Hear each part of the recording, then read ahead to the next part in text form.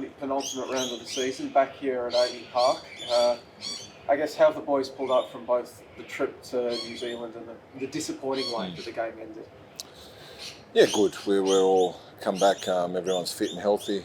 Of course, we're disappointed in how it ended, but it was a tough match. I thought we really played our part in the game and had some good openings, and we don't lose confidence from that performance. And we've been playing really well at home recently, and it's a chance again to get 3 points, and also an opportunity to cement a home final. We're really focused on this game. Talk about the home form there. I guess now you look at things, can't make the top two, but 2 final regular season games at home. You win out, you get a home final, and then if you win that, you'll host the first legs of the semi-finals. A month of football at home, they can really build momentum, can't they? Yeah, of course. And we feel we've been building momentum since the international break in terms of performance and results. And now it's another opportunity. Against Brisbane, we lost our last encounter, which was probably, could arguably say, our worst performance of the year. And we got what we deserved that day with a defeat. And now we're at home. We're coming towards the last couple of games of the season with finals. It's an important match to really put forward another good performance. And we know that a win would be key. On the Brisbane game, I'm sure it's been getting a lot of replays for the boys have been into that this week. What are the areas that you think particularly let you down in that game? Well, I addressed it after the game. It was just, which is very rarely that I've said that this year. We just didn't work. The conditions were difficult, and we struggled physically, mentally. Work rate wasn't to a level that gives you a chance to win a game of football. And we haven't lost many games this year, but that was one that we deserved to lose on that aspect. And and since then we've been consistently good, and we're looking forward to the game.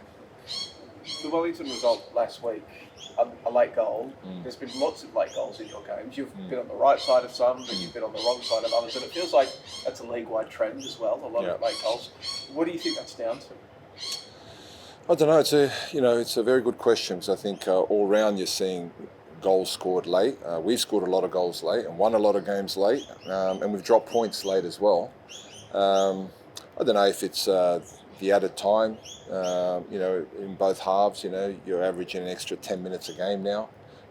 Maybe that's playing a part, but it was a free kick. It was a wonderful delivery. Unfortunately for us, I think the last touch was off Roddy. We can look at that, of course. That's a detail of the game, but if you have a look at the whole match, we really created a lot of good openings in the game. In a tough conditions, tough match, very good opponent, and hopefully we get another chance to play them. Because you mentioned that everybody's fit and healthy coming to this game, but we are coming to the end of the season. When you say fit and healthy, is it fit and healthy just period, or is it fit and healthy this late into the season and everybody's carrying something, but you just got to get through it? Oh, look, there are some players that are always carrying some niggles throughout the year, but I feel we're in a good place that we don't have players that are just training the odd session a week trying to get through to be available for the game. I feel all the players are training well. Everyone's getting through all the sessions. And everyone's fighting for positions. Everyone wants to be playing at this time of the year. Okay, we've got a few boys that are away at the moment, but we have a group of players here that I feel can really put on a top performance tomorrow and get an important win here at home. Brisbane on the weekend, talked about the previous game between you two, but their recent form, what have you made of it? Well, they've played well. They've played well, and that first half against Newcastle, they were very good. Maybe they haven't got enough reward for some of the performances they've had. So we understand they're a dangerous team.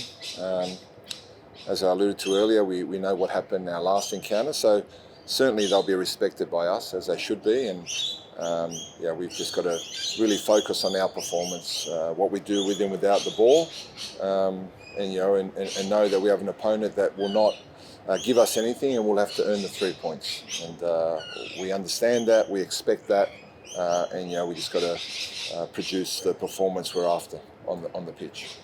this week it's also members recognition round here at Melbourne Victory, and I guess the A-League's relationship with fans, it's been up and down as of late. You've been involved in the Australian game for such a long time. You've seen some of the best fans in the world overseas as well.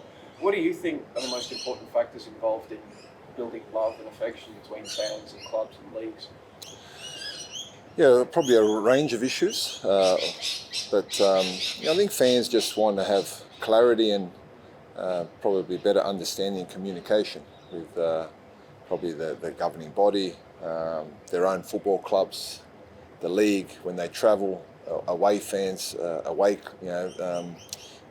opponents in terms of the clubs we're up against, that they have good relationships there, that they feel welcome, that they feel supported, that they feel respected, spending their hard-earned dollar supporting their team around the country. And we all understand that, and I know here at our club we're constantly working hard to build those relationships. I think we've done a good job at maybe mending some issues, and it's improving, and of course it can always get better. So without the fans we don't have anything. We know what, I think COVID is really reminds us of what it was like without any fans in the stadium. So, and you feel it. And I know here, fortunately, being part of this club, how special it is when the stadium's rocking. So whatever we can do to keep our fans happy, keep them positive, keep them coming back, keep them travelling, supporting their teams, we've got to keep growing that. But I believe it's ongoing. It'll never stop. But we can certainly all play a part in building the relationship.